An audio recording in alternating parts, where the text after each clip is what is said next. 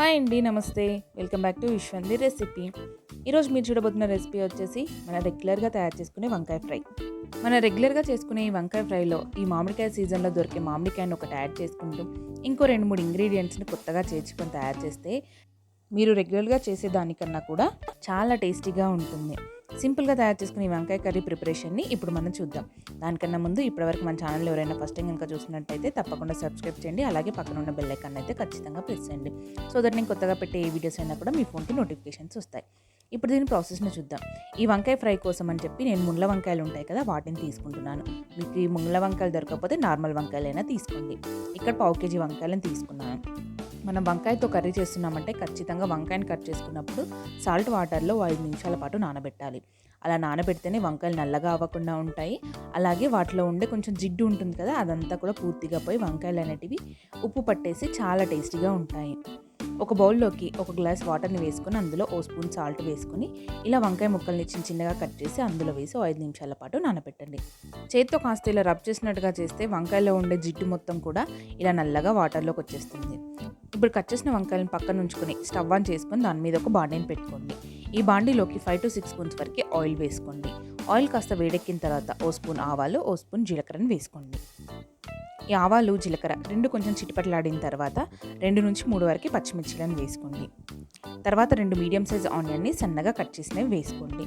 Onions కొంచెం transparent అయ్యేంత వరకు ఫ్రై చేసుకోండి. ఇలా 5 నిమిషాల పాటు ఫ్రై అయితే ఆనియన్స్ మొత్తం కూడా ట్రాన్స్పరెంట్గా మారుతాయి.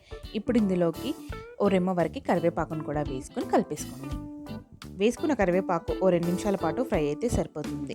ఇలా ఫ్రై అయిన తర్వాత 1 స్పూన్ వరకు పసుపు, అలాగే మరో స్పూన్ వరకు అల్లం వెల్లుల్లిపాయ పేస్ట్ని కూడా వేసుకొని అల్లం వెల్లుల్లిపాయ పేస్ట్ పచ్చివాసన పోయేంత వరకు ఫ్రై చేసుకోండి. 2 నిమిషాలు ఫ్రై అయితే సరిపోతుంది. ఇప్పుడు ఇందులోకి నానబెట్టుకున్న వంకాయ ముక్కలు ఉంటాయి కదా, వాటిని కూడా వేసి కలిపేసుకోవాలి. చూసారు కదా, వంకాయలు మనకి కలర్ చేంజ్ అవ్వకుండా ఎంత తెల్లగా ఉన్నాయో. ఇలా ఉప్పు నీళ్ళలో నానపెడితేనే ఇలా తెల్లగా ఉండిపోతాయి అండ్ టేస్ట్ కూడా చాలా బాగుంటాయి. ఇలా తాలింపు మొత్తం వంకాయ ముక్కలకి పట్టేలా కలుపుకున్న తర్వాత క్యాప్ క్లోజ్ చేసి పెట్టి 5 నిమిషాల పాటు ఉడకనివ్వండి. వంకాయలు మనకి లేతవి తీసుకుంటే త్వరగా ఉడికిపోతాయి. ఇలా 5 మినిట్స్ ఉడికించుకుంటే సరిపోతుంది. ఇలా వంకాయలు మనకి 70 to 80% వరకు కుక్ అయిన తర్వాత సన్నగా కట్ చేసిన మామిడికాయ ముక్కల్ని వేసుకోవాలి. మీడియం సైజ్ మామిడికాయ ముక్కలు వేసుకుంటే ఈ 1/2 kg వంకాయలకి పులుపు కరెక్ట్గా సరిపోతుంది. ఇప్పుడు ఇందులోకి 1 స్పూన్ వరకు జీలకర్ర మెంతుల పొడి, అలాగే 2 స్పూన్ల వరకు నువ్వుల పొడిని కూడా వేసుకుని బాగా కలిపేసుకోండి.